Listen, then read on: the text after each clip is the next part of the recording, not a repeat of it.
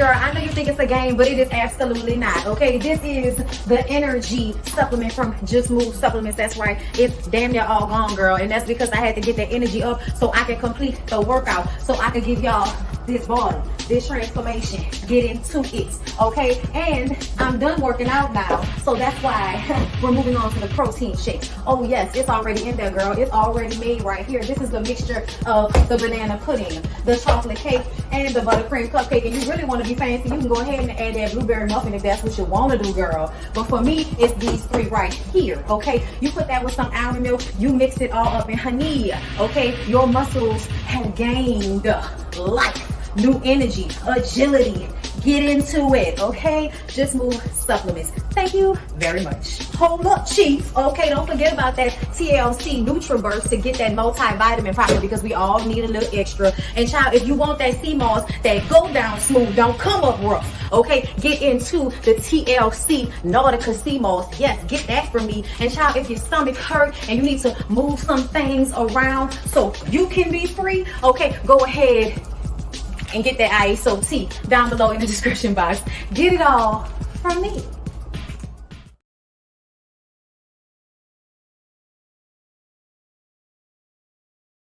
Come on in, come on in, come on in, not come on in, not come.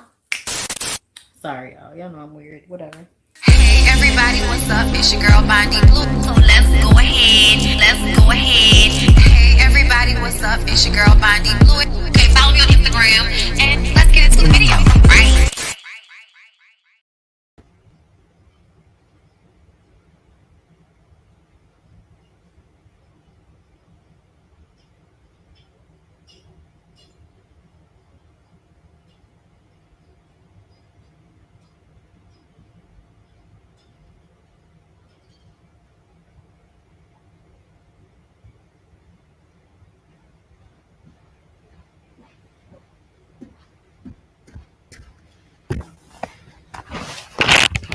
All right, y'all, what's going on? It's your girl BondyBlue.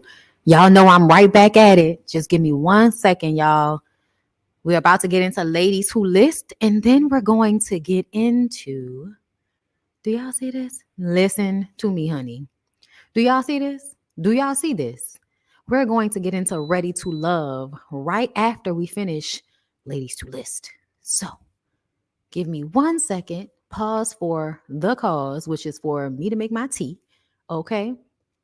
And y'all make sure y'all like the video as y'all are coming in. Thank you. Okay, replay gang, what's up? Thank you.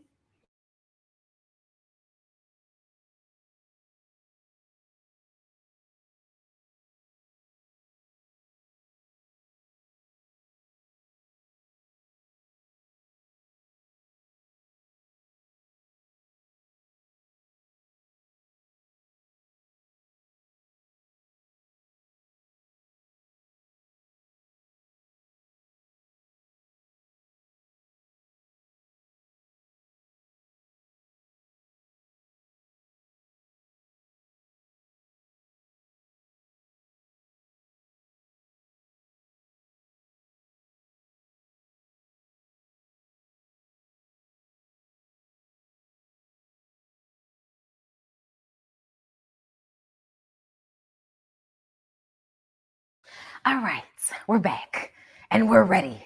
Y'all, this right here, girl, if y'all are not watching this, y'all are missing out. Listen, when I first saw it, I was like, this is guaranteed to be a smash.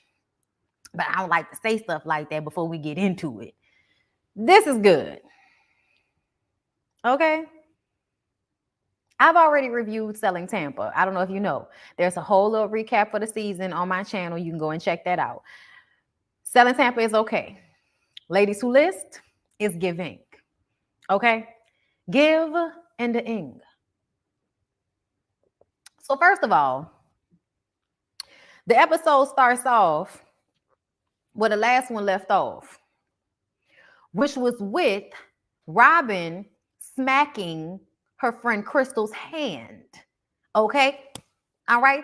Stop saying that to me, because she kept saying she was triggered.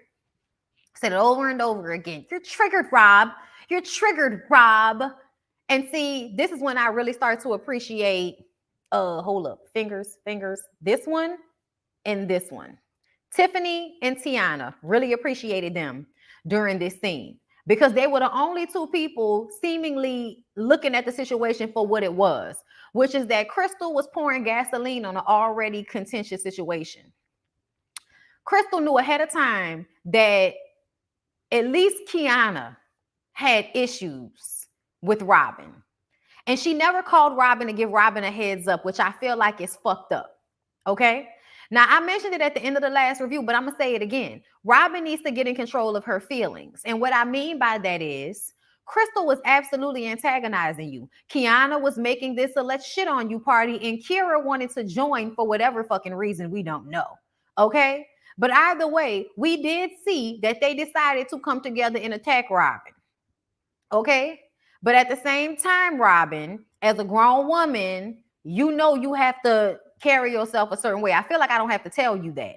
You know, screaming and howling in them people's restaurant and smacking Crystal's hand wasn't the way, right? You know that, right? Like, I feel like I shouldn't have to say that. But you know that the way that situation all went down, you did not handle that situation correctly.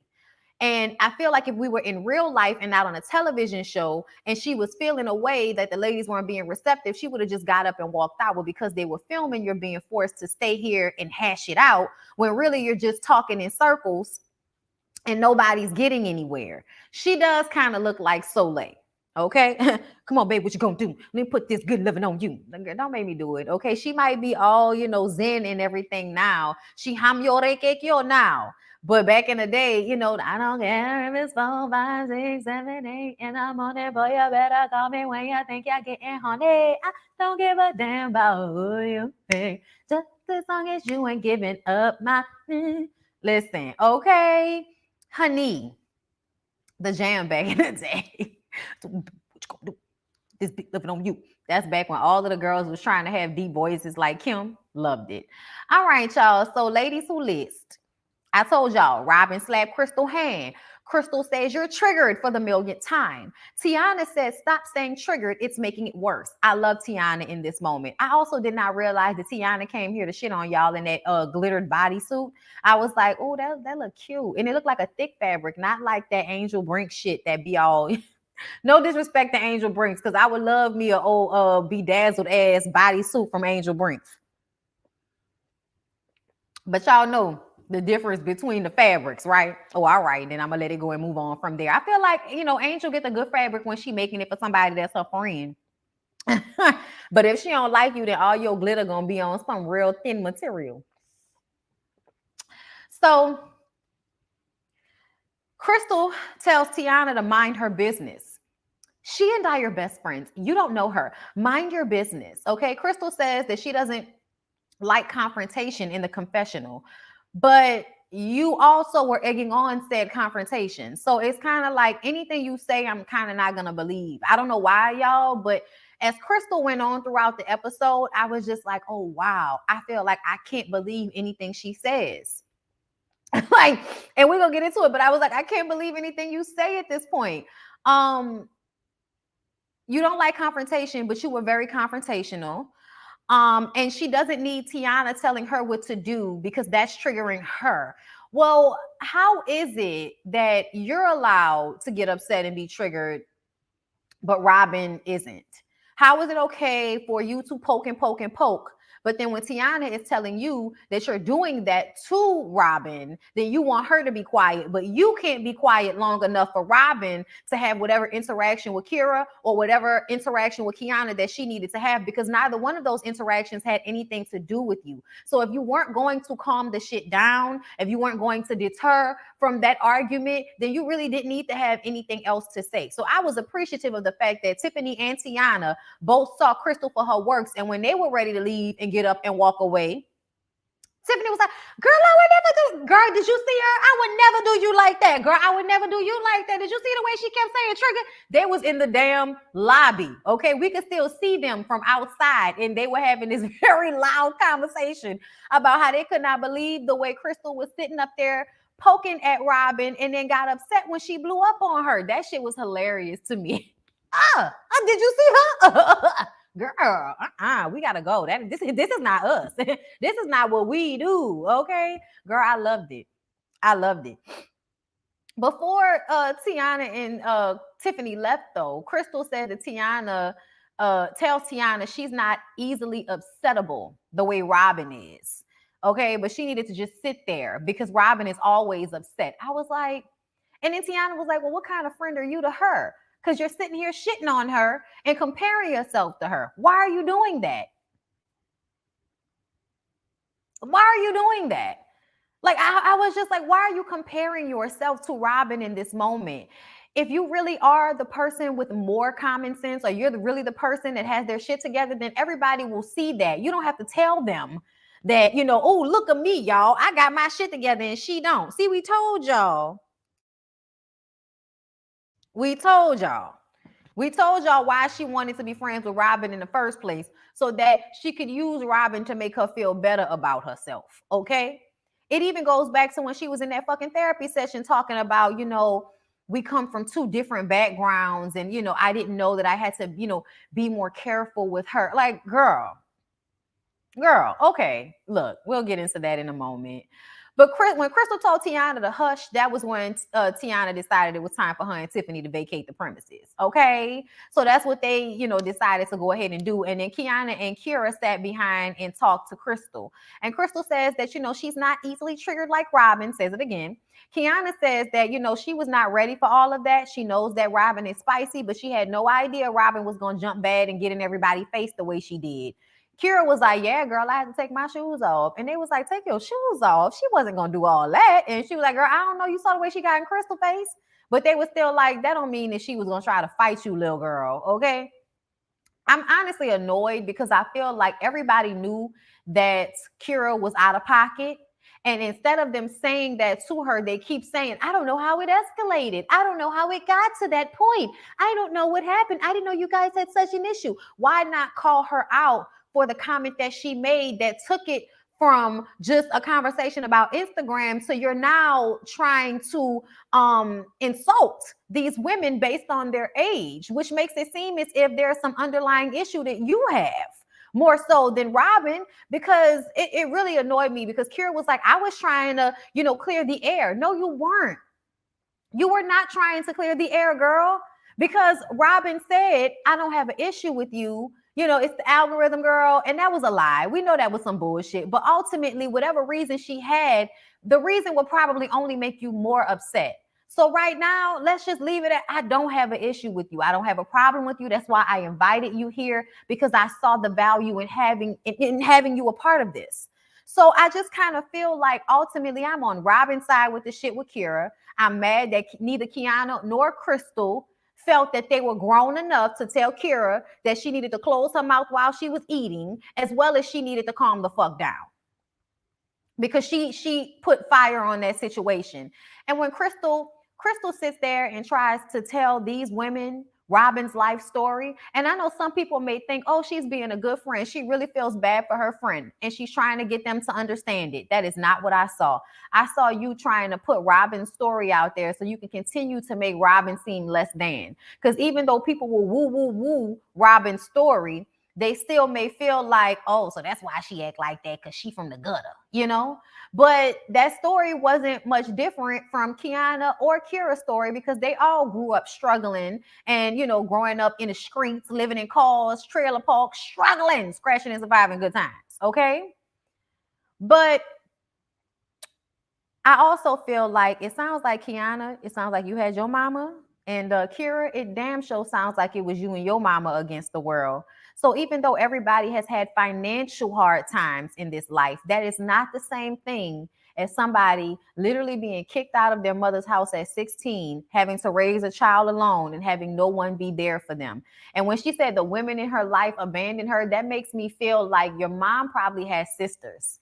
Your mom probably has sisters and, or people around who your mom told not to help you or not to talk to you because you got pregnant and that was your punishment. But your mom was out here cocking them legs open and having 3 children before 16. It never makes sense to me the way people make mistakes in their own lives, and then when their children follow in those same mistakes, they don't have any grace for their children. even though they've made those same mistakes and been in those shoes before. It makes no sense to me. We'll talk about it a little later. But yes, everybody's going through something, and that can't always be the reason, which is why Robin needs to react differently the next time somebody tells her she's triggered. You don't need to put your hands on anybody. You don't need to jump in their faces. No, but you damn sure could check them without all of the rah-rah. But I understand that Robin really has like an imbalance. And when this is what that made me think about, when she was talking to Tiffani, she was saying that she was born, came out of the womb depressed. And I feel like when there are people like that, I think that's like a chemical imbalance. I think it's something about, and it's probably something that wasn't diagnosed or something that couldn't be diagnosed at the time. But I think when kids come out like that, it's probably because there's some type of chemical imbalance in their hormonal makeup that causes them to be on a lower level. And because you grow up in poverty, and you grow up, with Black people as parents or poor white people as parents, they don't have access, they don't have knowledge, and they don't know what to do with a child that doesn't act like everybody else. So instead of us working on those issues with the proper therapists and doctors, no, we just gonna throw our children out into the fucking world like, oh, who cares, And I'm sure that people be thinking they're doing the right thing. They think they doing the right thing, but it is really not always the right thing to put your child at more of a disadvantage than they already are, being 16 and pregnant and Black. Just saying. Kiana says if Robin can't control her emotions in life, that she can't control them in business. So how is she going to want to do this? And I did agree with that, but I also feel like going off on Crystal and not knowing how to deal with being attacked does not often happen that way in real business. And what we mean by that is people act people act accordingly when they're in boardrooms, when they're at tables, when there are lawyers in the room and we're about to sign something. People are not going to have the same types of conversations that they have over drinks with other women in their same ethnicity, in their same bit. Like the comfortability is going to be different when all of you Black women sit down and talk versus the way Robin might encounter her clients. So I just kind of feel like just because she went off on y'all does not mean that she doesn't know how to act with her clients. Her clients probably don't put her in situations that she can't handle because it doesn't get that deep. When are you going to be attacked? Or when are you going to be like jumped on verbally by 3 clients at one time? When is that going to happen? You know what I'm saying? So the situation, Kiana, is not a situation that will be replicated in business in the exact same way. And we all see that Robin has been doing this long enough that if she were not good at her job, she would not have retained the business that she has. So it was just weird when they were talking about her like, that's why my business is staying good because I'm good with people. And well, y'all acting like this lady businesses have been going downhill or something like that. Let me see what y'all saying. Am I the only one who thinks Kira's non-melanin side of her have a sense of entitlement? That's why she's so bothered by an unfollow. Like, how dare you not want to look at me? Yeah, absolutely. Definitely, you think too highly of yourself and you need to calm the fuck down. Mm-hmm. The way a woman carries her baby in those 9 months can affect the child's mental. I've seen this up close and personal, child. Haven't we all? It's very true. That's why I think it's important for women not to have babies they don't want. It will be interesting to see what skeletons are in the judgmental ones' closets, Kira. And what happened with that boyfriend and why y'all so conveniently broke up right after that fire. We don't have to be friendly to do business, just professional. Exactly. And I think that's the wave that Robin is on. But I think the other women feel like Robin is going to have to kiss their ass before they can do that. And I'm like, yeah, that's probably not going to happen. Brief side note, y'all. Oh, yes. Listen, Ebony, I appreciate you, but don't do that. Okay. We're all on that same wavelength, and we're all trying to not be sad and not be in that space. So do me a favor. If we are doing something, we're talking about, a TV show or something like that, please do not come in my chat. Nobody come in my chat talking about sad shit that don't have nothing to do with what we're talking about. And it's no disrespect.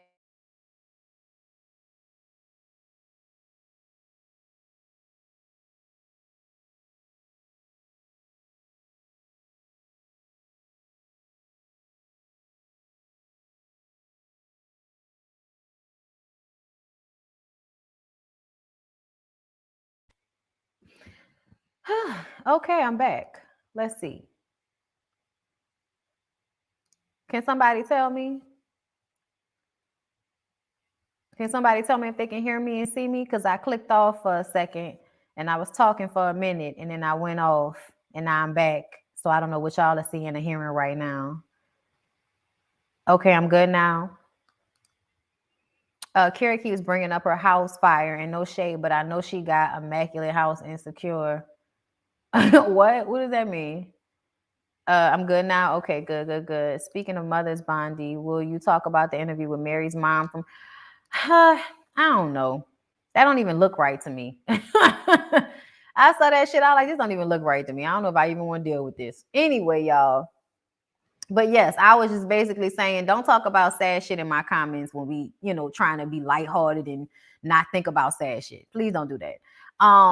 Anyway, so let's got something to do with the show we talking about, but let's not do that.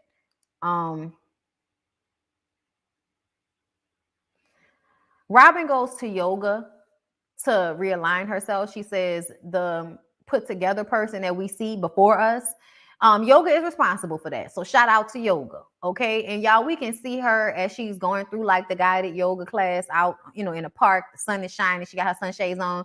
She's trying to get her energy back right. And they doing the meditation. And you can see her crying, y'all. You can see her trying like not to break down in that moment, as she's thinking about Crystal not really being a good friend to her and how that made her feel because she has a really hard time trusting women as it is. And this person who was supposed to be her best friend, as she repeatedly said over and over again, just shat on her during a very, I want to say sensitive moment. Like you're telling these people, about this great idea that you have that you're passionate about. Your friend shat on it the first time you told her about it when she told you that you weren't good with other women. And now she brings all these women to you and shits on you further by making confrontations worse than they have to be. So Crystal, really got Robin going through it right now, trying to figure out what she gonna do about their friendship. And she mentions again raising herself and being abandoned. She has a hard time believing women are a safe space. I understand that as well. I understand that mind space, that mind state as well. I often didn't have a lot of female friends growing up. That's different now. But I definitely understood what it was like to feel like, damn, y'all really just gonna be a hard time for me for no reason, huh? Okay, well, I guess I'll just be friends with all of the niggas in the neighborhood. Like that works. And then they think you fast because you outside with the boys, but they don't realize that the girls treat you like shit. So what are you hanging with them for? My experience. And also I was like one of the only girls around my age that wanted to go outside and play. They wanted to be, inside on the phone or doing whatever the fuck they was doing. I was still very much a kid for a while. Child. Anyway, the way people think you fast growing up because you hanging with all of the boys. It's like, well, that's all that live here. Like, I don't know what you want me to do about all the little girls that don't come outside to play. I don't know. But anyway, y'all, moving on from there. Kiana talks to her husband about what happened with Robin at the meeting. And we get back into Robin charging her for the contracts. We're still confused by that. But moving on from there, Kiana says, Robin gets spicy, but she made me feel like she was dismissing my feelings. This is what I will agree. Kiana was absolutely right in how she felt because it did come off as dismissive. I don't think that's the way Robin meant it, but I think in the moment when somebody is having a hard time dealing with so many people coming at them, they get defensive. And so even when they sincerely mean, I'm sorry, the tone of it is different than what it's supposed to be because they're stressed out in the moment. So everybody's arguing with me. And I am genuinely sorry that you're upset, that I've done something to upset you, that you waited a year to tell me. But at the same time, I'm, my nerves are wrecked because this little young bitch is playing with me. My friend in her shorts over here playing with me. And now you telling me you want to argue about some shit that we said we was going to let go. So I just feel like Kiana was trying to have an issue. You went there trying to have an issue. You said that you were going there to try to make sure that the other girl said no to Robin as well. And now you're trying to act like, oh, you dismissed my feelings. And it's like, no, you just didn't want to hear the apology she gave because you didn't want to make it right with her. You wanted to be mad. You wanted to say no. You wanted the other women to feel like she, shouldn't have gotten a yes and they shouldn't want to work with her. So you decided to make that situation problematic as well. And I think Kiana would have been worse in that scene if it were not for Crystal making it worse. Peep. Okay. So Kira and Robin got into it over the older agent's comment. Crystal was, saying she was triggered. She wants to talk to Robin because she believes that Robin is good people. I think that's a juxtaposition between what you were saying when you were talking to Crystal about her and what you're saying now. Like, you were shitting on Robin before, and now you're saying she's good people. I'm just a little confused about which one it is. My heart went out to Robin in that moment. She needs to have a safe space with people who aren't judgmental. It was a build-up. Side note, Crystal in that black and white suit in the confessionals was serving. Is that when she had her hair slicked back? Because I did feel like there was a servation in there. Hey, Bondi, as a best friend or a good friend to someone, I would never call out your insecurities or mental, emotional issues in front of others. Old girl was wrong for that. Yeah, she was. Completely switched up, right? Hold up. Completely switched up. I don't like how Kiana only told 50% of the story to her husband. I got you wrong for that. I knew what you meant. Yes, Kiana is a question mark for me. She's definitely the more entertaining personality, you know what I'm saying? All of that. So I feel like that's the reason why she's standing in front of us, right here. But it's only episode, what is episode 2 or 3? We got a little bit more time. So we're gonna figure it out who we really like on this mother. Because I feel like Robin probably gonna piss us off in the future as well. I'm not sure. But I do feel for her. And so I don't want to dislike her. But we gonna see. Okay. Tiana and Tiffany go shopping at a famous interior designer store. He and Tiana have some of the same clients in sports and entertainment. Really great style. His showroom was amazing. He is also thinking about putting up his very beautiful $1 million condo in the middle of Atlanta up for sale, but he's worried about if people in Atlanta are going to be able to afford all of the upgrades that he added to the place. So, she's thinking about that. And then she and Tiana and Tiffany discuss how triggering the meeting was and how they found Crystal to be very triggering and how she was not helping the situation the way she was supposed to. Tiffany says because she's going through her own anxiety issues, she wants to talk to Robin. And Tiana was like, you should, so that she doesn't feel, alone. And I was just kind of like, I like them. I don't know. I like them. Okay. Tiana is a little quirky, little loud, little, extra, but I like her. I like her too. Crystal goes to therapy and talks about Robin. And I think it was funny that she had to mention that they had never really talked about Robin in therapy before. And she said it as if it meant that she didn't never have a real issue with Robin. But to me, it meant that you may not see her high up to talk about. Because if I'm going to therapy all the time, y'all, I might mention my good relationships as well. It's not going to always be a bad story when I get on the line with my therapist. So it just kind of made me feel like, how do you really feel about Robin? Because I don't know. It does feel as if you view her, I don't know, like you don't really fuck with her like that, but you pretend like you fuck with her like that. Like that's what it feels like. Because why has she never really been mentioned like that if you've been going to this? Like, because, she basically said it like, you know everything, but I've never mentioned her because we haven't had an issue. No, you haven't mentioned her because there's no reason to really mention her because she's not on your mind like that unless you're using her or, trying to make her out to be the bad guy so that you can be made to feel like the good guy. Like, we see you, Crystal. But anyway, she feels like the other girls were attacking Robin, and she was trying to talk to Robin because she thought Robin would be more receptive to her. She had no idea that telling Robin she was triggered would trigger her. I said, girl, so you mean to tell me you understood in that scene that them girls was attacking your friend? And the shit that came up out of your mouth is, but no, Rob, the way you just talked to Kira was wrong as fuck. You just shitted on Kira. After Kira told your friend that she would shit on her for an unfollow, which was the same thing that you did. You unfollowed her too. Yet the reaction to Robin is significantly different. And I wonder why. Crystal, what are you talking about? Like she was in a therapy session and I was just like, girl, I have no idea if I can ever believe anything you say based off of the way you understand situations. If you thought that what you did was supposed to help Robin from being attacked in that situation, I don't know. I don't know what friendship looks like to you. I don't know what negative or positive, good or bad look like to you. If you thought that what you did was supposed to help Robin deal with the fact that two other women were jumping on her ass in that moment. Okay. And you became the third.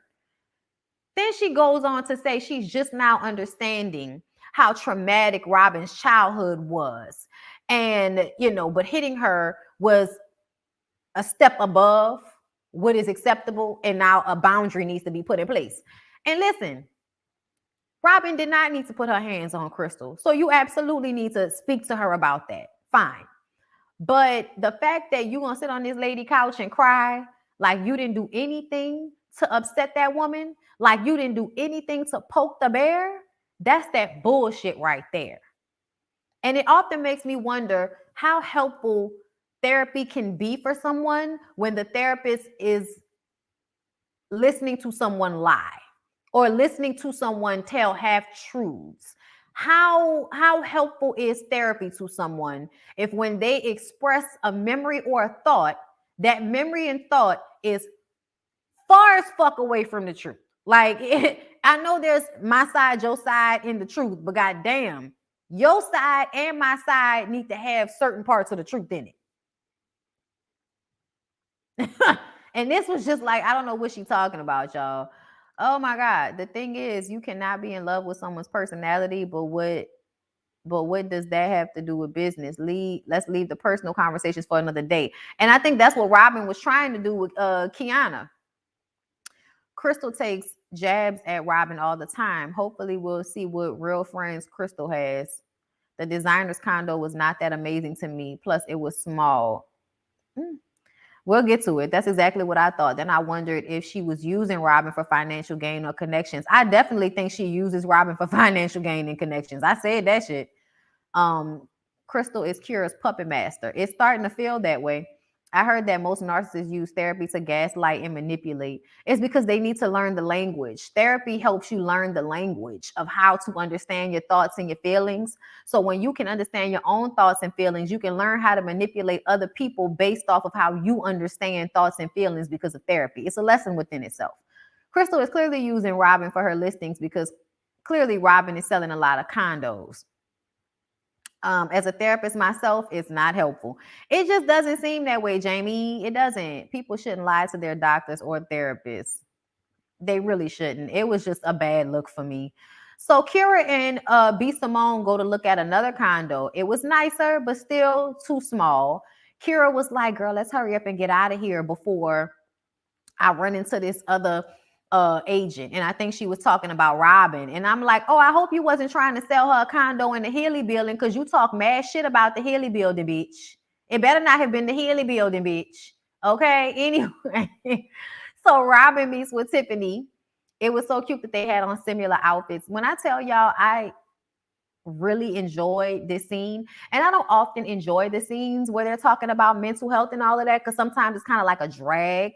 But they started off this conversation. Robin says, she has a 32-year-old and a 24-year-old. I said, not old enough to have had me, Robin. Oh, God. Robin looked damn good. Robin felt attacked by Kiana. Tiffani says that she wanted to pour grace on the situation because she heard what Robin said about dealing with her mental health issues. Robin felt like Tiffani threw her a lifeline when she did say they should table it. And she was very grateful for that because nobody else in that moment had her back. Tiffani says the triggered word thing triggered her. Okay. And Robin says that, she deals with depression and anxiety and ADHD. And I was like, okay, I see the ADHD. There is a lot of quick movements and shit going on. That's why she be hyped like that. Tiffani wants to hook her up with her therapist because she helped her, from what I understand, not be agoraphobic because that's what it is, right? When somebody doesn't want to leave their house, because she was saying that she didn't want to leave her house. She was anxiety filled. It was a lot. I don't know why she was like, I don't know if it was depression. I'm like, what the fuck was it? You was crying all day and didn't want to leave. Like, what was it then? Anyway, Tiffani wants to hook her up. Like I said, she wants to hook up with a therapist. They discuss mental health and how, as a kid, growing up, you can't even cry. Anytime you express emotion, somebody's telling you to stop crying or stop having emotion or threatening to beat you to stop crying, which is really some slavery shit that Black people need to stop doing. Because even though kids tend to cry about things that don't need to be cried about, that does not mean you need to teach your child not to be able to deal with their emotions. So you feel like your kid is crying about something they don't need to be crying about, ask them what they're crying for. What you crying for? Talk to me. Let me know. Calm down, take a deep breath. What are you upset about? And backtrack and try to make sense of their emotions for them so that they can learn how to do that for themselves. Okay? Because this habit of telling kids not to cry and not to have feelings and suck it up is ridiculous. And it's causing more anxiety and health issues with adults than they really would like to admit. Okay? So Robin shares with Tiffani that her mother kicked her out when she was pregnant at 16, and her mom had all 3 of her kids by the time she was 16. So Robin just couldn't figure out why she would throw her out onto the street. It was just a really great conversation that they had that definitely brought them closer together. And I just felt like it made me feel good to watch the way Robin responded when Tiffani started to tell her what she went through. Because it was like, oh my God, somebody else has gone through what I've gone through. It was just a really great moment. Kira spends too much time on Instagram because at the moment, the 2 properties she's shown is nonsense. I love the scene too with Tiffani and Robin. Some people were saying they were trauma bonding, but I saw it as a complete opposite. Robin's opening up. It's not trauma bonding. Trauma bonding is when you're going through the trauma with someone, or you both like really commiserate about going through the certain same type of trauma. This is not the same thing as telling somebody, hey, I see you and I understand you. Validating how she's feeling. That's what Tiffani was doing, giving Robin some validation, especially after Crystal was basically saying, don't listen to Robin, she's crazy, which is, dismissive. Suppressing emotions just builds resentment and will be anxiety and explosive anger. As I'm studying psychology, saying the word triggered is not good to say, especially one dealing with mental health issues. I love this moment. Robin's mom shouldn't have abandoned her, but Robin definitely needed to be shown it's hard out here. I don't think she needed to be shown it's hard out here because she was a 16-year-old with a child. She was going to figure it out when she had to go sit down at the damn office so she can get food stamps for that baby. She was going to figure it out when her mama told her to take care of that damn baby because the baby was crying all night. She was going to figure it out anyway. Being thrown into the street was not that. Nobody needs to learn what that's like. Nobody needs to learn what it's like to be thrown into the street, especially no 16-year-old girl with a baby. A lot of us cry when we're upset or angry. Why do our people think kids shouldn't? I don't know. A lot of times people be working from a place of not wanting to see their kids cry because it's like nails on a chalkboard inside their own bodies. That's like saying AA meetings are trauma bonding. Right. The second condo that Kira showed B. Simone was really nice. However, since B. Simone needs more space, she should be looking for a house instead of condos. That's how I feel. And then just get yourself, people that you can pay to come and clean your house. Right. We have to stop equating being Black to struggling. Right. Like nobody needs to know how hard it is out here. We gonna know. We gonna know. Something tells me 16 with 3 kids, by the time Robin gets 16 and gets pregnant, we know what struggling looks like because something tells me mama didn't have her life together in the first fucking place. Okay. But Tiana went to go see that interior designer's condo. I loved it. I thought it was gorgeous. It wasn't a lot of space, but it's very much like New York condos. That's why the guy was saying he doesn't know if anybody in Atlanta will give him what that place is worth, meaning how much money he put into it, because people in Atlanta, they rather spend millions of dollars on a lot of space, versus spending it on the view. You know what I'm saying? In New York, people will spend on great interior design in a view, in all of those balconies and shit. They will spend on that. But in Atlanta, it's like, nigga, I can have all of this and have all this room in a house by itself. I don't, for less money. Why would I do that? So I think He was nervous that he wasn't going to be able to find somebody that was going to see the gem in the place that he has because it's so small and they're in a place where people are used to having large spaces. But when Tiana told him she could sell it for 1.5 and he was like, no, I was like, y'all just gonna cut it off right there. So we don't know whether he's really saying no or if they just ended the scene that way to make us think it was a no. But the bathroom was lovely. I love the 2-story, the windows from floor to ceilings. It was just beautiful. It was a beautiful place. He definitely put a lot of good design choices into it. That bathroom was nice. Honestly, I felt like Tiana could have showed this place to B. Simone. If Kira wasn't such a, wasn't so problematic, you would have made contacts, took down everybody's card and shit. I mean, she already know Tiana, but I feel like if they was cool like they supposed to be, Tiana in this place that this man is trying to sell, he could have tried to sell that place to B. Simone. Because that probably would have been way better for B. Simone. Small, but probably have a lot of room in the good parts, like the bathroom and the closet, but not so much in the living room. Who knows? But it was still a nice spot. April, thank you for the super chat. That touched me because I had 2 kids by 16 and my mother fully supported me while teaching me how to parent. I finished high school and college on time because of her. Forever grateful for that. I know that's right, April. Life is already going to be hard. You don't need nobody kicking you while you're down, especially not your damn mama. Okay? I don't think that's B. Simone's price range. It's not? You don't think so? Okay. I don't know what that lady makes. She be over there selling y'all pamphlets and shit and y'all be buying it. So I don't know. So lastly, y'all, Kiana and Robin sit down and talk. And Kiana felt like Robin was being dismissive. Robin says, she was caught off guard, so she went into defense mode. Kiana says that she kept saying, oh, I hurt your feelings. But she was like, but I was saying it like, oh, I hurt your feelings. I'm sorry. Can we move past it? Like, I really do feel like Robin meant what she was saying. But because of the moment, it really was not coming off that way. This is one of them times that it really is like a difference in understanding because people are different. And because people have different quirks and express things differently. You know what I'm saying? Robin feels like she was genuine with her apology. She doesn't ever really apologize. And she did apologize to her and she didn't accept it. It was discounted. Kiana says that she felt like the apology was on some bullshit and then gives an example of what she feels like a good apology sounds like, which I did understand where Kiana was coming from. Robin says that I thought we had tabled it and then you still brought it up again, which brings it back to Kiana not really wanting resolve, but wanting to hold Robin's feet to the fire until the bitch burnt up. Okay.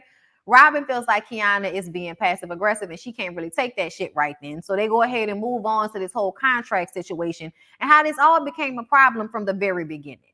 So next week, we'll finally understand what the damn problem is with these contracts and how much who is supposed to get paid and all of that. Looking forward to it. But this show is really good. They are doing a really good job at, giving us backstory and letting us know who the characters are, but at the same time, bringing them together in group scenes for them to, interact with each other. Then they're actually showing us houses. People are actually buying and selling houses. Y'all be too worried about that as far as I'm concerned. I don't need to see y'all buying and selling shit. Show the house. Show the house. That's all I need to see is y'all showing the house. I mean, if you're not selling houses, then you won't be able to be doing this for long, will you? Okay, then. So just show me the house. Everybody sitting up there worrying about whether somebody's selling houses or not. Shut the fuck up. Okay? Are you getting paid off it? What difference does it make to you? Just be happy for the property porn. When a teenager is having a child, they're physically grown, but not mentally. And her mom having kids at that age she should know its cycle, but it also probably has a lot to do. Y'all know when a lot of traumatic shit happens to young people, they kind of get like an emotional and mental retardation, so they get stuck in that age or get stuck in the mind frame they were in when the trauma took place. So if that lady had 3 children before 16, that makes me wonder what prolonged childish trauma she's recycling when she is not able to be the supportive parent to Robin that Robin needed.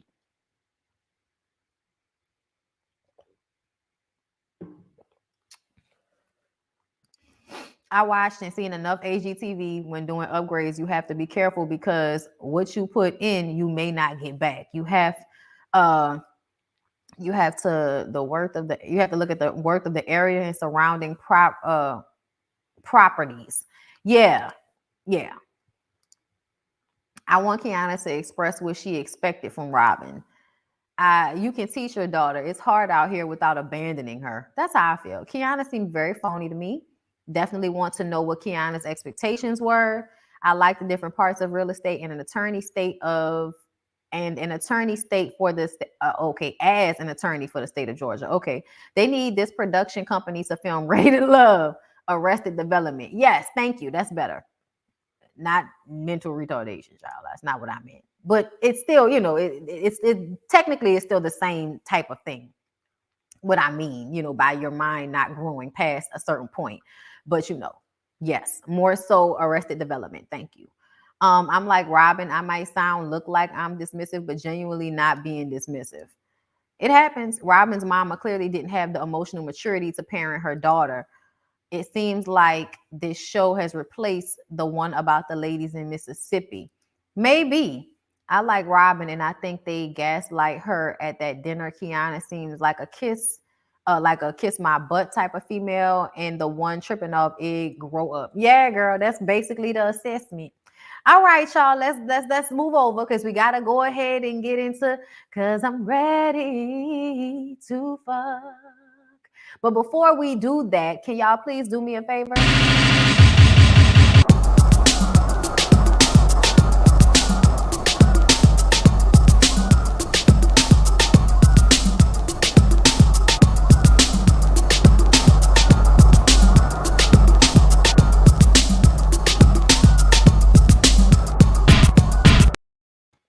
All right. Okay, all right, okay. So let's start off by looking at some of these pictures first. Ticia, now that you were able to get up and walk in that dress, it was an absolute no. I don't know what the fuck it was supposed to be doing, but it was a whole bunch of fabric and it was a no for me. Aisha, we love you, but it's giving Chucky doll. It's giving helmet hair. It's giving, do I do this for a living? And if I do, at what level?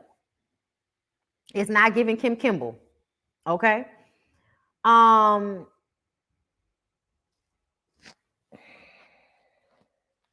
This is how they look for the rest of the reunion because it wasn't about them. This is how they look for the rest of the reunion because they think we're stupid, but really we were looking at them like they're stupid. And this nigga, we're them reacting to him. Let's go ahead and get into the notes. That dress looked unfinished. Girl, it looked a bunch of things. Wrong is one of them. So, everybody heard Camille say that she was going to fuck up anybody that voted Cornelius's corny ass off the show. I don't know why we arguing about that. I don't know why people acting like folks is lying on her. I don't know why any of that is happening because it's on camera. We're in a very dangerous time when somebody can say something and we see it with our own fucking eyes on camera and they can still sit there and say that everybody's lying and they don't know what we're talking about. We're in a dangerous time. Okay? Like it is some real bullshit to me. Okay? Ticia leaves the stage crying because this is also ghetto when at the end of the day, you just got tired of sitting on stage and the conversation wasn't about you. Did anybody else notice that Frank disappeared? Zadia says that she wants to highlight her relationship with Naeem. Why do you want to highlight that? We can see that y'all are matching. Your makeup is giving highlighter. Why do you need to highlight that? So you can make sure we all know that you didn't leave empty-handed the way everyone thought you did when Aisha took your connection. Is that what you mean? Girl, please. It's giving sad.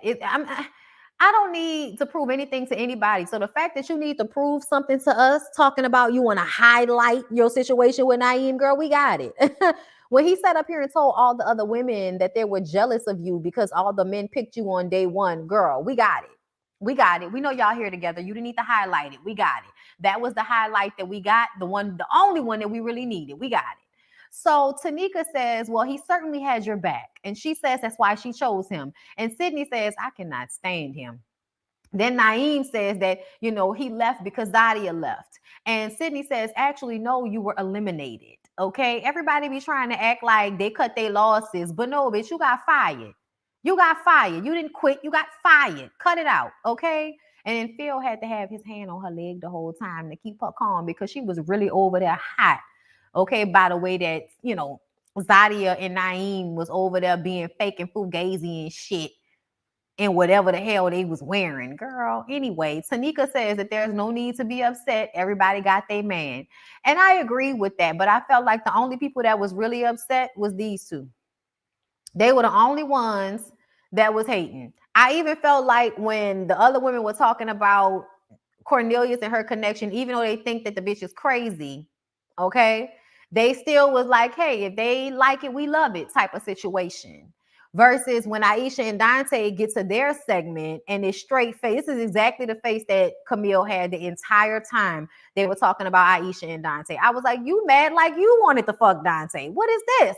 And then I also noticed how Naeem kept looking at Zadia's face to see how she was responding to interactions between Dante and Aisha, which made me feel like, oh, okay, so y'all acting like y'all real click tight, but y'all not. Y'all not. Y'all faking the fuck. Y'all ain't cool like that, old fake ass hoes. Talking all loud in them fake ass clothes. Listen. So, Walter, Mumine, and Sabrina. He was caught off guard by Sabrina not choosing him at the end. He didn't like that she didn't give him the heads up because he thought they were better than that. And Sabrina says, if we were better than that, then you would have been calling me and you would have known how I felt from the jump. But you weren't calling me ever. You weren't really trying to hit me up. You weren't really on my line. So you found out the way you found out. You just mad because you thought that you was coming to have your happily ever after so that they would put you in the movies and stuff. Because, I was listening to a little bit of the Lil Black Book interview that he was doing with Walter before I came up here to get live today. And he said that he was a comedian and, they always want to ask all of this childhood shit about these people. And like, listen, I understand like in interview form, sometimes it's really great to want to know about the backstory of people so you can understand the psychology. Because I understand that's what LBB is really into. Kojo is really into. But ultimately, when I tell you I don't care, get to the goods. Okay. Like that's how I felt about Walter. I was like, I don't care about his childhood. Nigga, can we talk about the fact that we feel like you was on this show faking the funk so that you could be a comedian and an actor somewhere on Tyler Perry television? Okay, which is the same thing as on Tyler Perry television. Oh boy, that does this. Okay, so I just kind of was like, I'm gonna go back and listen to that interview and see if there were any like real tidbits to gain from it. But it's just like. It just be seeming like bullshit. That's all. Anyway, y'all. So Mumine felt like she was the secret lover. It was so funny to her to hear Sabrina saying that she felt like she was never really his number one when Mumine thought that, that was the mold that she was really put in. Will Packer, thank you. And I want to say this to Mumine. Mumine, let this be a lesson for you to stop being a pick-me. Can you stop being a pick-me after this? After you've watched this back? And the two things you did that identified you as a pick-me. Actually, three things. Fucking with Corey. I don't know what that was about. Not listening to the other women about Frank. And then viewing Sabrina as the problem when Walter was not being emotionally intelligent or honest with the way he was feeling. In all three of those situations, you did some pick-me shit. So moving forward, listen to other women's impressions about men, especially if those women have been on dates with him. You don't have to make your decision off of it, but you definitely should listen to it in a real way instead of letting it go in one ear and out the other because you want a man so bad. Pick me. Okay? So don't ignore other women. And also, don't ignore that you're not really into somebody because you want so badly for somebody to pick me. Okay, that's with the Corey situation. All right. And then don't ever put yourself in a situation where you are blaming another woman for the way a man is responding to you. That's giving very pick me, because it's a way for you to hold a woman responsible instead of being mad at the man. I don't know what that's about.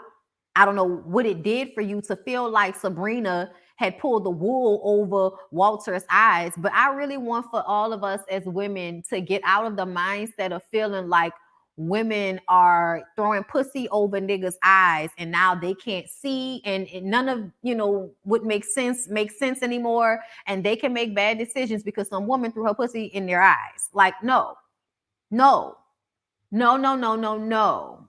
The responsibility still needs to be on the man, because he didn't give you what you needed in the situation. He didn't communicate with you the way he was supposed to.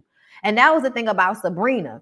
Sabrina had that same energy the entire time, that whatever your connection is with other women, that don't have nothing to do with me. There was not one time where Sabrina seemed worried or anything.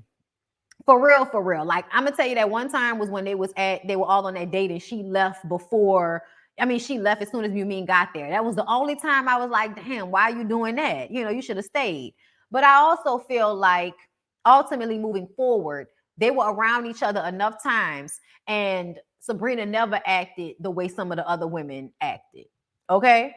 I do feel like I wish she would not have constantly had to point out that they were not talking to her the way they were supposed to, because it almost made it seem as if she's like, why aren't y'all calling? Why aren't y'all calling? Which was the same kind of feel we was getting from Ticia. How y'all gonna put me in the bottom? When it's like, everybody needed to handle this like Aisha did.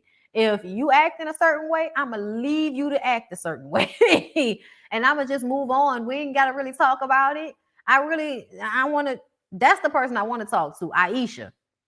Because I want to know how Aisha was moving from connection to connection and what that breakdown looked like. Because y'all remember her and Frank were each other's number ones at the beginning. And then that shit fizzled out and we never heard a thing about it. And I want to know what happened and how that fizzled out and what was the deciding factor. Like, I want to understand that, because I want to understand what Aisha's process was when it came to letting go of one connection to move on to another, because I think she very much did that. She did that with Phil. Like she said, they had moments of closure, but we didn't get to see those moments on the show. And I feel like that's what really should have been showcased, was the way Aisha was able to move from relationship to relationship and let go of whatever, there was no animosity. It was just, this is not working, so we're just going to move to the next thing, which is the energy that everybody needed to have.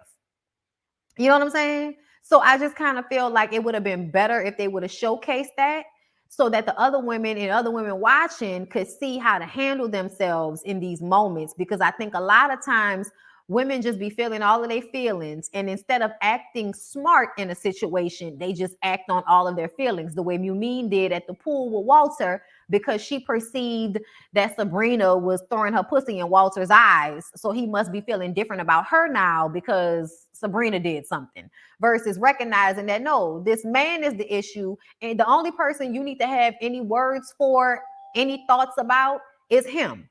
Okay. So moving on from there, they ask if Sabrina feels like her and Walter could possibly try again, because they still have a lot of chemistry. And she was like, no. Who the hell is that? Like, do I need y'all to stop? Hold up, y'all. I'll be right back, because they act like they can't just leave shit at the door.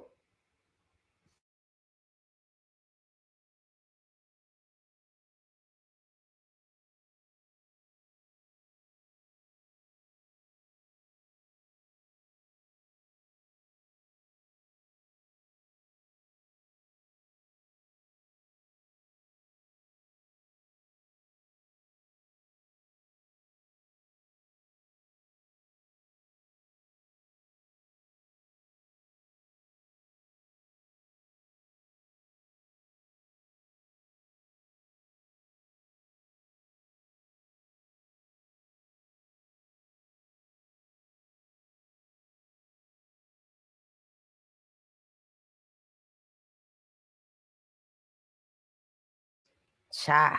I'm sorry, y'all. I had to go and get all my Fiji water off the porch. Okay, so we're back into it. So, as I was saying, they ask if Walter and if Walter and Sabrina could make it work. And she was like, no, because Walter likes younger women. Walter was like, I never said that. Yeah, nigga, but we figured it out. You didn't have to say it, but we figured it out. And then he says that the only reason it's perceived that way is because he really wants kids.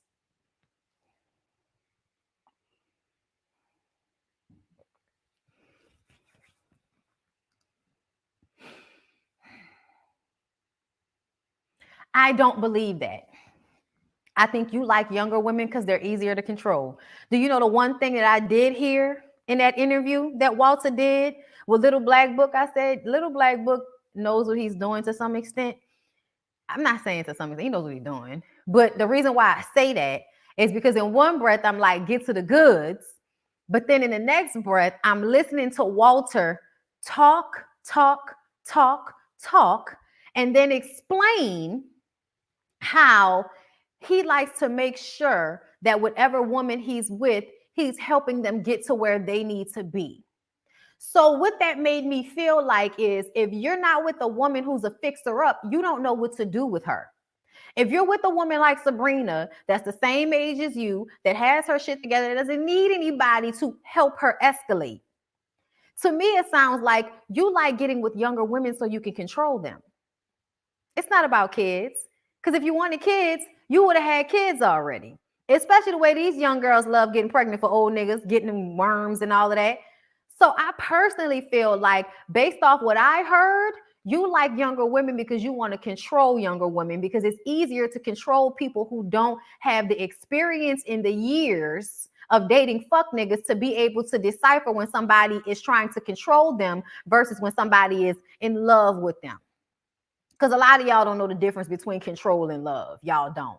Y'all think that love means that somebody belongs to you and you covet them like an object or something.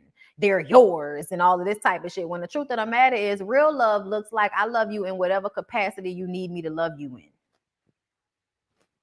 But that's a deeper conversation for another time. But yeah, y'all, I just kind of feel like Walter tried to like curtail that situation and they ended up hugging, during the break. And it's obvious that there is some chemistry there. They like each other, but I don't think it's a relationship because I do think that Walter wants to control.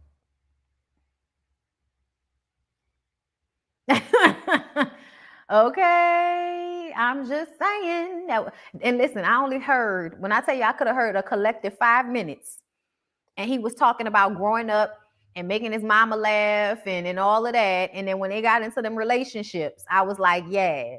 See, you like younger women because you want to control them, talking about, I want us to elevate together. And it's just like, why do you feel like you're the one that's going to teach some woman what she needs to know instead of being with a woman that can teach you something too?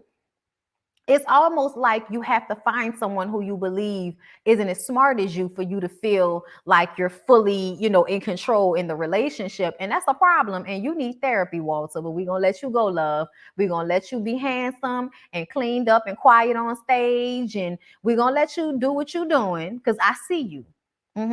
But I still see you. So we get into Courtney and her being sent home. It was honestly very cringy to watch Courtney chase Cornelius and Cornelius run like a little boy that doesn't really want to do it, but may want to do it. Don't touch it, but touch it. I don't know. Like that's what he was giving. And that was gross. A little bit, a little cringy.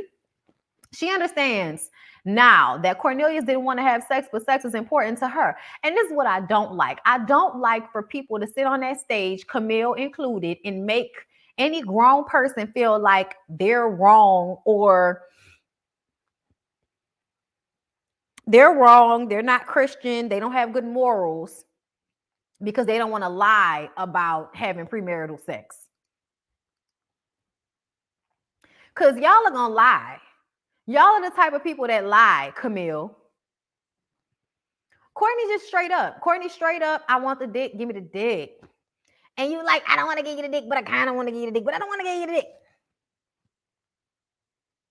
I almost felt like they had like an air about them, like, there was something wrong with the fact that she wanted to test drive that shit. Y'all know what's aggravating to me? Men don't need to test drive. Men can talk all of that shit, but the truth of the matter is, if you're attracted to a woman and she has a warm hole, you'll figure out a way to enjoy it, won't you? Women, on the other hand, if y'all don't know what y'all doing, it's a lifetime of being banged out and getting no good feelings from it whatsoever. A lifetime of having somebody impregnate you off terrible sex. A lifetime of having to masturbate when a nigga ain't home because he didn't make you come last night. So at the end of the day, you can say what you want to, but women are the ones who are in more risk to end up with a man that can't fuck. Ain't nobody out here trying to marry no church boy in a silk suit with a grill if we don't know what the dick look like. That sounds irresponsible. That sounds irresponsible. Because when you find out that the dick is trash as a 30-something-year-old woman, what are you going to do, Camille? Are you going to stay in a relationship with him, or are you going to leave him or cheat on him? Let us know.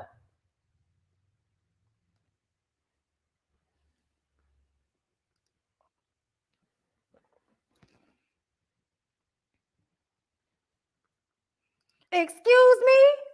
Cornelius had sex with Camille in September, according to his girlfriend. Courtney, what you mean his girlfriend? The fuck is we talking about? Courtney said what she said. She was honest and needs to know what he's working with. We all feel that way. We all feel that. What girlfriend Cornelius got? That's why when I heard John from LA Homecoming was still a virgin at 50 years old, I was like, oh no. First of all, if you're a 50-year-old virgin working with kids, you're giving Pedialyte.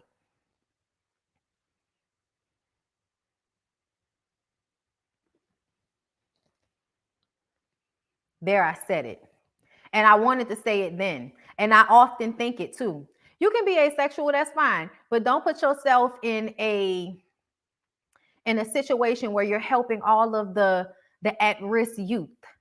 Don't help the at-risk youth when you're not out here fucking somebody, an adult, another adult. If you want to help the at-risk youth, I need for you to have relationships with other adults, because otherwise it's going to seem like grooming.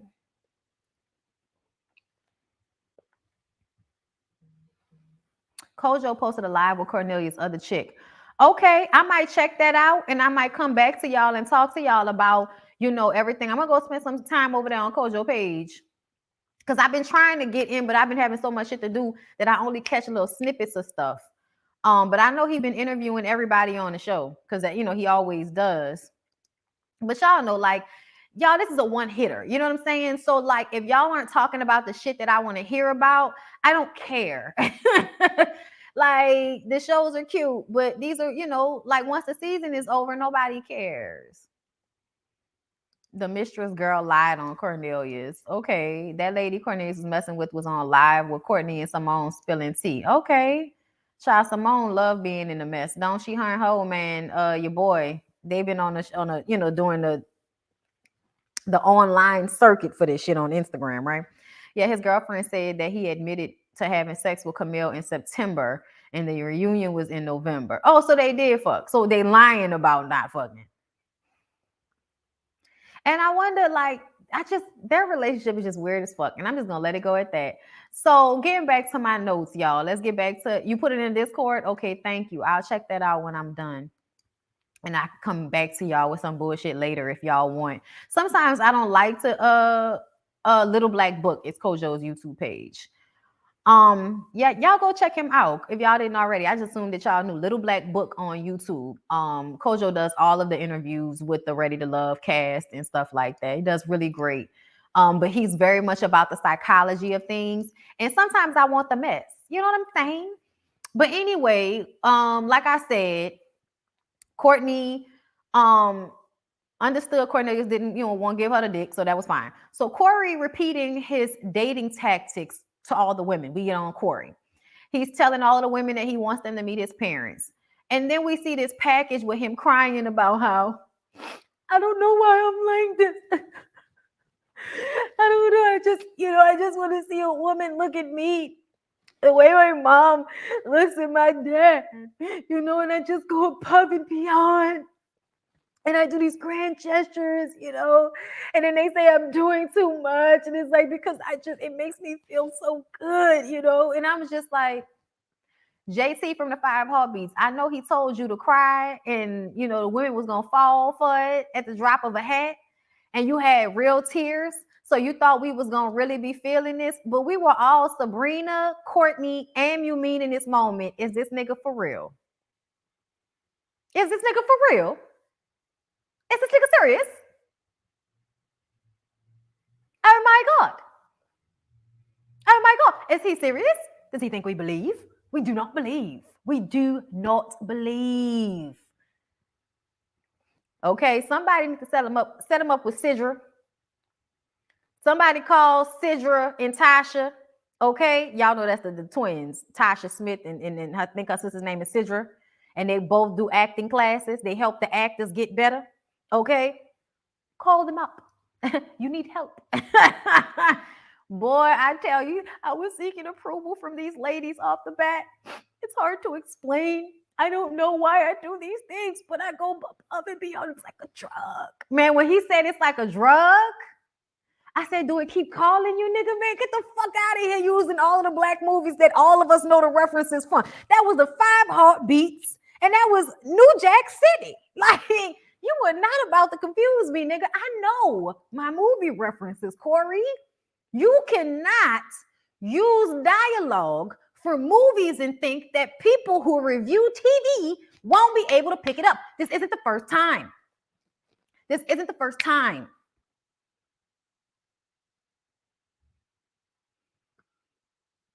Oh my God, just as corny as he wanna be. My notes say, what the fuck is Corey crying about? Because nobody knows. Nobody knows. But it says it's giving JT from the Five Heartbeats. The ladies ask if he was being real because they know he's an actor. And I thought it was hilarious when Camille was like, yes, it's real. Okay, let's not discount the tears. And Yumeen was like, okay, sorry. I said, Yumeen, what's going on right here, honey? I thought you and Camille was friends. When that nigga started crying again and a lip quivered, I said, not your lip quivering, nigga. Really? You really pouring it on thick as a motherfucker right now. Look at you. Oh my God. He is trying to get an Emmy, okay, for best reality show. Okay, for best actor in a reality show getting dumped by me. Okay, look, all I know is y'all, Corey looked it a mess. I was not, nothing in my heart was touched. Nothing in my heart was warmed, y'all. And I'm an empath. And when I tell y'all, all I felt was, I wonder what it's like when he can't finagle his way out of something. I wonder what it's like when somebody's trying to hold you accountable for your actions and you can't cry your way out of it because they tell you, hey, it's not working. Can you stop? Can you stop? Because it's not working. Everybody was going to give him the space to cry because we're on this tip of allowing black men to have emotions because we want y'all to stop being toxic and holding shit in. But what ends up happening is there's always a group of bitch niggas that want to use that to their advantage. Okay. And so what they do is they burst into tears at the drop of a fucking hat to manipulate the situation. Because if a black man is crying, then he must be serious because black men don't cry, you know. And it's like, no, Corey, that's not what any of us are feeling. We're feeling like you playing in our faces right now, and you're not taking any accountability for the things that you did. And then when he sits on stage and starts to further explain with all the tears and snot, trying to give us Viola Davis and shit, he says that, you know, I would go on dates with women and they would just say that I was always doing too much. And I just realized, you know, maybe they just aren't worth my grand gestures, you know, and I'll eventually find someone who'll appreciate my grand gestures, trying to blame women, basically. My notes say, then he starts blaming women for them not appreciating his grand gestures, even though he does crazy shit like put initials in trees on first dates. Too much. In high school, you don't do that until you done finger fuck somebody. Sabrina says that she and Corey talk all the time and that Camille used to always say that, you know, he was misunderstood. I'm like, that's because manipulative and crazy is, they recognize each other. Like, I think that Camille and Cornelius recognize each other as two manipulative, crazy ass individuals. Okay, and that's not dismissive. That's because I don't feel like looking for the specific adjective for both of y'all that makes y'all one and the same for the way y'all like to act like out of pocket, and y'all do things that y'all know are out of the scope of normality, and you do these things and you know people are going to have negative reactions to it, so you find ways to not have to be held accountable for your behavior. It's the same thing as Camille saying that she never said what we know she said, and now Corey sitting up here trying to rewrite history and act as if he was not going around lying to all of these women about how important they were to him. How you gonna sit on this stage, nigga, and cry and play victim about how women don't appreciate you for all of your grand gestures when you were asking 3 women to come and meet your parents and telling 3 women they were your number one? You were lying about how you felt about them, because all that matters is for you to catch them. That's all that matters, is for you to be able to put another notch on your dashboard and say that, yeah, I'm Corey and I might be lame, but I fucked her. Yeah, I'm Corey and I might be lame, but she was feeling me. Like, you're one of them and you pretend like you're a good guy. But the truth of the matter is, a good guy takes accountability for his actions. He doesn't come on stage and cry so that he can make women out to be the bad guy, because he doesn't want to take responsibility for the fact that he lied to them about how he felt about them so that they would keep him around, because he's a pick-me. He wants to be chose too. Okay, he's another one that I just want to be chose. I just want to be able to tell all the other men that women like me too. You know, all you niggas that grew up being lame and just can't deal with rejection, so y'all do all of this ridiculous shit. You know what I'm saying? Interactions with women and trying to get the approval of men. Like, it's a lot going on with y'all that I'm just not being fooled by, Corey. I'm not being fooled by it at all. So then we get into Ticia. Ticia finally has her moment, y'all. She can finally stop crying. They're giving her her moment, okay? Ticia was mad when they put her on the bottom after that first date. Y'all remember that?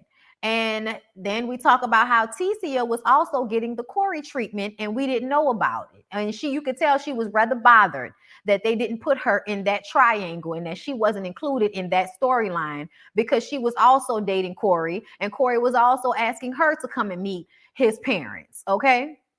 And you could tell, and y'all tell me if I'm tripping, but to me, it felt like Ticia was saying, you was trying to hide me because I'm the big girl. You was trying to hide that she was fucking with me, because niggas like to try to hide that they fuck with the big girl. They'll showcase, Mean, they'll showcase Courtney, but when it came to Ticia, you didn't want nobody to know that you was really fucking with her like that. And then when she mentions that she felt like you were hiding her, you turn around and say, oh no, I would defend you to all the other guys when they would talk bad about you, until Walter and Phil had to pipe up finally and say, hey, nigga, we let you get away with that the first few times you did it, but we're not about to keep doing that. Nobody ever talked bad about Ticia. Everybody always had Ticia in their, little middle ground. Nobody could, felt so bad they wanted to let her go, which is why she stayed for so long, because she was always in the middle for everybody. So don't sit up here now and try to act like you were doing her any fucking favors, okay? And defending her to people trying to make her think that other people didn't see her for as great as she is and only he could see it. Corey.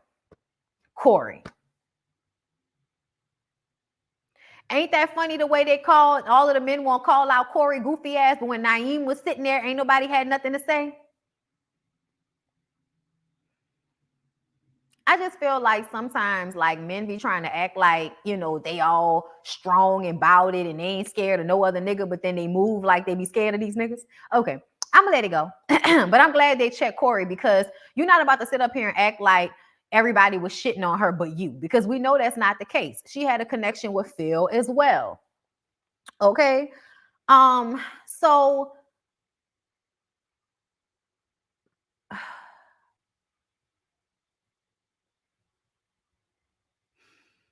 I'm reading my notes because there was a moment where she was trying to get him to admit that they were dating. And it's like, it's on video, bitch. We don't need him to admit it. Then she says that he was pursuing her and telling her that she was his number one. He says he always spoke well of her defense. I said all of that. Okay. I said all of that. All right.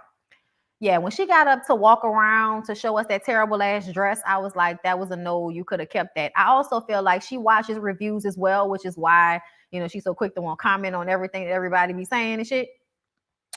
I feel like Ticia knows that we feel like she has low self-esteem, masquerading as high self-esteem. So what she was doing on the reunion show was giving, see, look, I do like myself. See, look, I do think I'm the shit. I think I'm the shit. Stop. Little itch. Whew, little itch in the throat. Okay, I'm good. I'm good. Sorry. Y'all know you take a breath in and it hits you in the throat in the middle of a sentence, girl. Child, most child, listen, they all, for the most part, looked a mess. That dress was terrible. I'm sorry, my girl. That dress was terrible. Your hair and makeup look pretty though. The red lip, the ponytail, all very cute.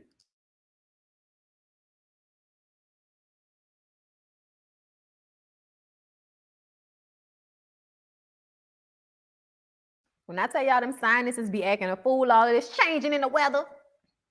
But anyway, y'all. So moving on from there, we get into Zadia and Dante. Zadia called Aisha dense and dumb, y'all. I'm going back to that. I love the fact that Aisha didn't even have to curse her ass out for saying that shit. And they all talked about how the guys were messier than the girls. It's like, Zadia, it's so funny that before, when people were trying to hold you accountable for acting like an asshole, the men were messy. But now that Naeem is speaking on your behalf and telling these other women about how jealous they are of you, he's not being messy? Okay. Zadia is laughing, talking about, well, it was a good journey. Like, Zadia was absolutely on some bullshit for this reunion show. Like, if I keep smiling and laughing, nobody's gonna think that I'm actually bothered by all of this. Or if I'm gonna, keep smiling and laughing, nobody's gonna feel like I look as stupid as I do. She says that she already apologized for tapping Dante on the nose. That was unacceptable. She shouldn't have done that. And so Tanika asked, well, you said you were going to choose Dante. So what happened there?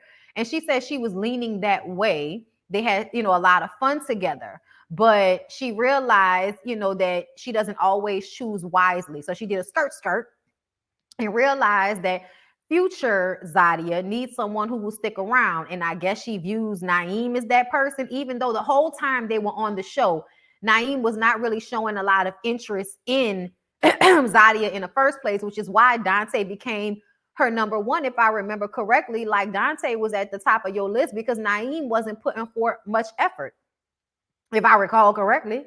But then because Dante and you ended up getting into it and he decided to be with Aisha, you then decide to like fully go in with Naeem, where I felt like she was kind of playing at first, going back and forth between them because she didn't know how they really felt about her. So she was playing a game until it became clear that Naeem was a safer bet for her. Okay.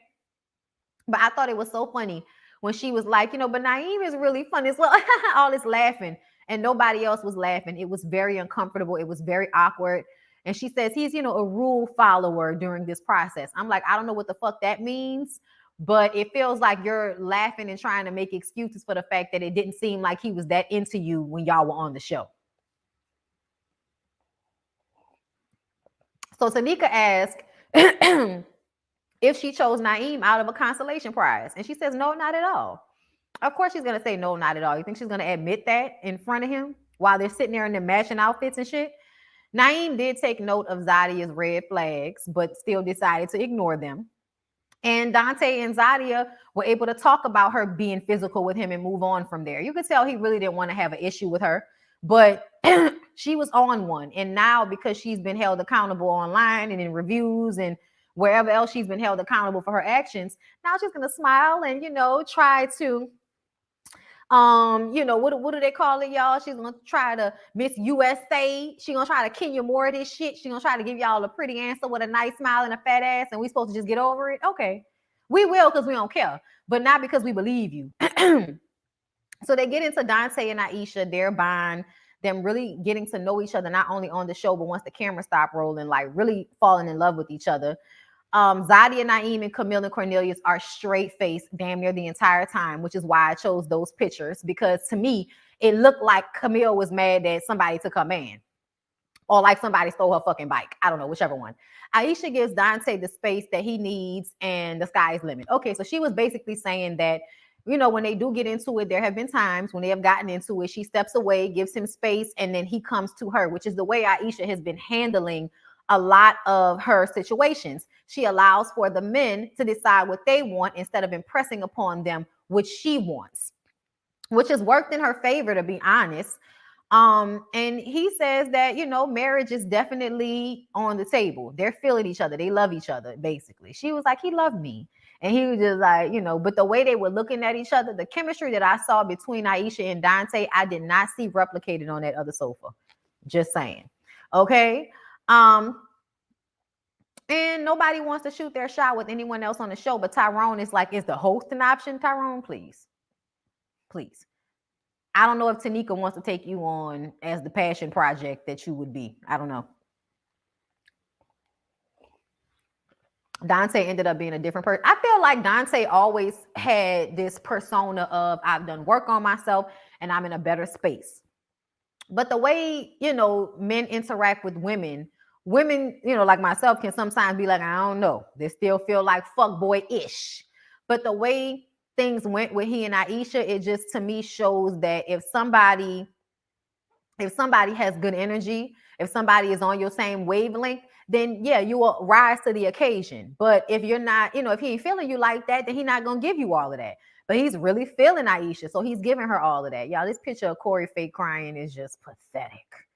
Y'all know he gonna be in the thumbnail whenever I finish creating it, because I was running late today and I'm about to work out, so I'll deal with that later. Sadia felt she was better than Aisha and Dante, so she was butthurt. And she has those airs about. She absolutely felt like she was better than Aisha. Like she thought that she was smarter, more intelligent, and that you know, because well, I'm pretty fine and I'm intelligent. That bitch ain't gonna be no real competition for me. But you got a shitty ass attitude. Like people need to always remember attitudes matter. Okay. But she absolutely felt like she was better. Walter needs to take Tyrone as a passion project. Why you say that? He need help, and yeah, he need help. They look so in love and in tune with each other. They really did. And to be honest, they're the only couple that look like it's real. Even though Phil and I did warm up more to Phil and Sydney, you know, in this moment, but I still feel like Aisha and Dante are your real couple at the end of the day. Brittany, I actually spoke about it a little bit during this live. I spoke a little bit about Walter's Little Black Book interview, and you know, you must have just came in. But yeah, the chemistry between is definitely genuine. Camille low-key jealous of Aisha, the way she had her down and that frown on her face while her head down and that frown on her face while Aisha was talking, tell you that she really hating on Aisha in a huge way. And then Cornelius was trying real hard not to like smile and laugh during the moments when everybody else was. I thought that shit was hilarious. Yeah, I figured that. Yeah, because I had just finished talking about it like not even that long ago. But just catch the playback. Aisha is smarter than they gave her credit for. The blonde hair has people thinking she is dumb. I don't know why y'all think that. I don't know why y'all think that. it really just because we like the way it look on our skin tone. Like why is it that? And also thinking that people want to be white because they like having blonde hair. Like no. Actually, white people shouldn't want blonde hair. Y'all look like y'all blending together. Okay. If anybody shouldn't want blonde hair, okay. But the way my tan, you know, my version of brown works with my blonde hair, bitch. I think it's very like, you know, it's pop. You know what I'm saying? I live for it. And I think me and Aisha are similar skin tones too. I think she might be a little bit browner than me, but like the same type of red tint to her skin tone. So that's why I'm like, it's not that the blonde don't work. It's the wig that you put on the blonde that don't work. But I also feel like when she had that black hair on the finale episode, that was the best wig that she had worn on this entire show. Okay. I think Sydney and Phil aren't officially in a relationship yet, only dating, which we knew that because we knew that Sydney, we feel like Sydney gonna choose a nigga with better hair later on in life. And I'm not talking about the grain of the hair. I'm talking about, we've been talking for a while that Phil's hair looks like Velcro. Yes, Walter was struggling with staying as mad as Camille, but natural to his emotions. Sounds about right for their whole relationship. Who you mean? You mean Cornelius? Cornelius was struggling with staying as mad as Camille. Yeah, you mean Cornelius. I think Sydney and Phil aren't a fit. Right. Cornelius is regretting his decision. He looks like it. Thank you. Yes, Cornelius was struggling to stay as salty as Camille while he was touched by the real relationships. He was. You could tell. There was one moment where he like, yeah, you okay?